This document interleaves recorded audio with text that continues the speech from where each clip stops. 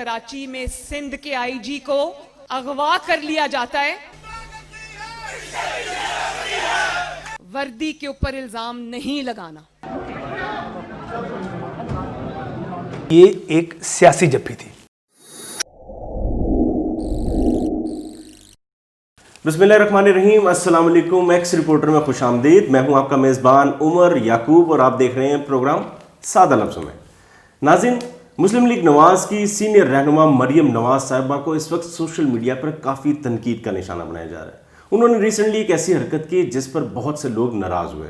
वो क्या थी, इसके लिए पहले आपको एक वीडियो दिखाते हैं, जिसके बाद इस प्रोग्राम की बाकायदा डिस्कशन का आगाज़ करेंगे।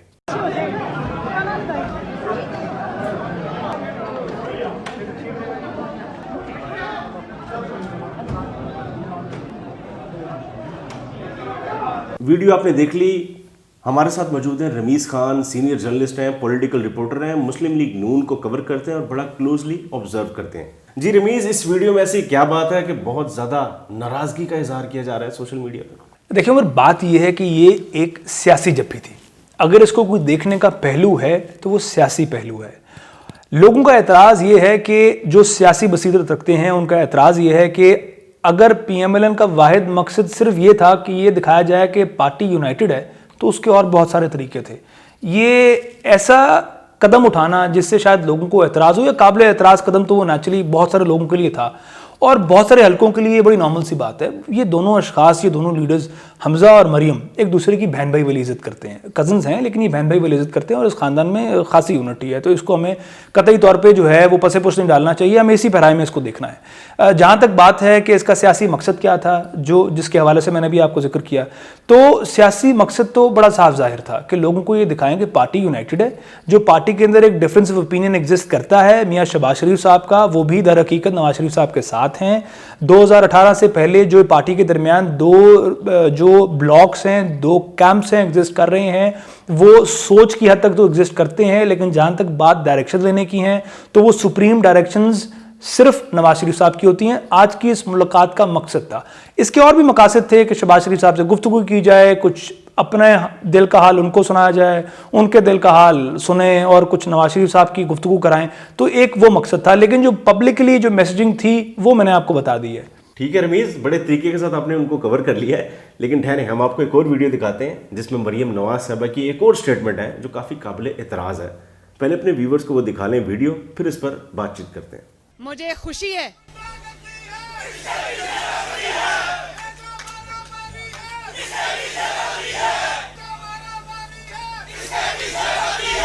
मैं एक बात और आपको समझा दूं कि हमने वर्दी के ऊपर इल्जाम नहीं लगाना। क्या कहेंगे? मेरा दुख जो है ना वो इस वीडियो के हवाले से वो थोड़ा मुख्तलिफ है। स्टूडेंट्स हैं, बच्चे हैं, सियासी वर्कर हैं, उनको आप जिस डायरेक्शन पे लगाएंगे वो लग जाएंगे, लेकिन ये एक लीडर की जो है ये उसका फ़र्ज़ है कि वो ऐसे गलत नारों को एंटिसिपेट करे या इंटरसेप्ट करे। रोकना चाहिए था जब ये नारे लग रहे थे, रोकने का इंतज़ार नहीं करना चाहिए था।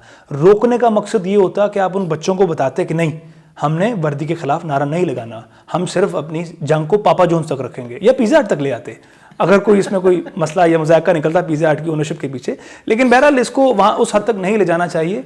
और मेरा ख्याल है कि नून लीग को सोचना चाहिए कि वो इस सियासी टेम्परेचर को इतना बढ़ा रहे हैं कि वो शायद अपने आप को बिल्कुल बंद गली में ले आएंगे, और ये जो उनकी नेगोशिएशन की जो ख्वाहिशात हैं ये वो आंसुओं में बह जाएंगी और फिर ऐसा कुछ हो नहीं पाएगा। रमीज़, देखिए, हमारे मुआशरे में ना अक्सर ऐसा होता है कि जो अमीर का बच्चा होता है, जागीरदार का, वडेरे का बेटा होता है या बच्चा होता है, वो किसी गरीब के बच्चे को मारे ना, तो वो वडेरा, वो जागीरदार बाहर निकलता है, अपने बच्चे को बुलाता है, उस गरीब के बच्चे के सामने उसे कहता है कि बेटा आज तो तू इनू हथ ला लिया, दोबारा हाथ ना लाई इनू। और गरीब के बच्चे के लिए यही इंसाफ होता है। बस फिर आप मरियम नवाज साहिबा ने भी तो आज यही किया। कहानी को एक बॉलीवुड की मूवी समझें जिसमें आप ये समझें गरीब का बच्चा जो वो इंतहाई ताकतवर घराने से बिलोंग करता है, और जब इस गरीब के बच्चे ने या इसकी फैमिली ने रिएक्ट किया ना, तो बस फिर ये जो अमीर लोग हैं ना, इनकी कमरों में दर्द निकलेगी, जो हमने आज देखा निकलते हुए। ابھی یہ جو سیاست کی جنگ کو زندگی موت تک لڑنے بیٹھے ہوئے ہیں, یہ تو بختر بند گاڑی میں کورٹ میں نہیں آ سکتے. ان سے جب جو بلٹ پروف گاڑی کی سہولت دی گئی تو سیٹرڈے کو تو حمزہ صاحب نے کورٹ آنے سے انکار کر دیا. اب پتہ نہیں وہ ان کو سیر کرانے کورٹ میں لے کر آ رہے تھے کہ چلو آؤ بچوں تمہیں مارننگ کی واک کرائیں, آ جاؤ کورٹ چلتے ہیں, یہ کہہ کر لے کے آ رہے تھے, یا ان کو بولا کہ چلو آؤ پھپھو کے گھر چلتے ہیں, جنہوں نے بولا کہ نہیں آج پھپھو کی طرف نہیں جانا میں نے. تو یہ کیسے ہو سکتا ہے کہ ایک ایسا بندہ جس نے کورٹ کے سامنے آنا ہے صرف اس بنیاد پر کورٹ آنے سے انکار کر دے کہ اس کی مرضی کی گاڑی اس کو نہیں ملی. یہی پھر آج جو ہم نے واقعہ ہے, یہی معاملہ ہم نے شہباز شریف صاحب کے ساتھ دیکھا کہ وہ آ تو گئے کورٹ میں, لیکن انہیں آتے پھر جس طرح وہ ناراض بچہ نہیں ہوتا ٹیچر کو یا بڑے کو دیکھتے شکایت لگانا شروع ہوتا ہے, دیکھیں جی اس نے میرے ساتھ یہ کیا, دیکھیں جی اس نے میرے ساتھ یہ کیا, اس نے پھر یہ بات کی. تو انہوں نے پھر کورٹ کو جا کے صدا کی کہ ان کی کمر میں درد ہے اور گاڑی میں بڑے جھٹکے لگتے ہیں, تو ان کو ایک مہنگی اور اچھی گاڑی دی جائے جس میں وہ آرام سے آ سکیں, کیونکہ آخرکار اتنا بڑا کام ہے, منی لانڈرنگ کوئی چھوٹا کام تو نہیں ہے جی. پکچر ابھی باقی ہے میرے دوست, ایک اور ویڈیو آپ کو دکھاتے ہیں. اس ویڈیو میں مریم نواز صاحبہ کی ایک سٹیٹمنٹ وہ بھی سن لیں, ویورز آپ بھی دیکھیں, اس کے بعد اس پر ڈسکشن کرتے ہیں. کراچی میں سندھ کے آئی جی کو اغوا کر لیا جاتا ہے اور اس کو گھنٹوں حبس بے جا میں رکھا جاتا ہے, اس کے فون اس سے لے لیے جاتے ہیں اور اس کو کہا جاتا ہے کہ کیپٹن صفدر کو گرفتار کرو. وہ کہتا ہے میں نہیں کر سکتا, مجھے اجازت نہیں ہے. تو اس کو کہا جاتا ہے کہ تم یہاں سے نہیں جا سکتے جب تک تم گرفتاری کے آرڈرز پہ دستخط نہ کرو. جی رمیز, آپ نے یہ ویڈیو دیکھ لی, اس کے اندر بھی مریم نواز صاحبہ ایک ایسی نہیں عمر آپ زیادتی کر رہے ہیں. یہ ویڈیو میں نے نہیں دیکھ لی, یہ ویڈیو میں نے دیکھ کے آپ کو بھیجی تھی اور یہ ویڈیو اب آپ میرے توسط سے آپ دیکھ رہے ہیں. تو مقصد آپ کو بھیجنے کا یہ تھا کہ you have been a crime reporter, اور اپنے کرائم رپورٹنگ کے وسیع تجربے کی بنیاد پر مجھے بتائیں کہ کیا آئی جی کو اس کیس میں کسی کی پرمیشن درکار تھی؟ دیکھیں رمیز, پاکستان میں نا دو طرح کے قانون ہیں, ایک امیر کے لیے, غریب کے لیے. یہیں تو عمران خان صاحب روتے ہیں.